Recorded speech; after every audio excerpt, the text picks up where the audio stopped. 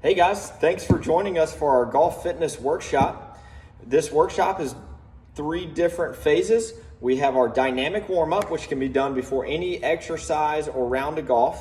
Then we have our strength and power phase, which is going to help us become stronger, more consistent, and safer golfers, as well as increase our golf game.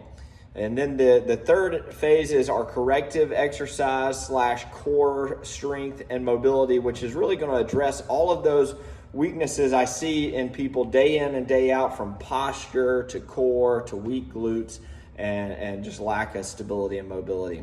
These exercises can be done every day with the exception of the strength and power exercises. Those exercises should be done 3 days a week. We want to give our bodies a chance to recover from those exercises. But the warm-up exercises and the corrective exercises should be done every day. Enjoy.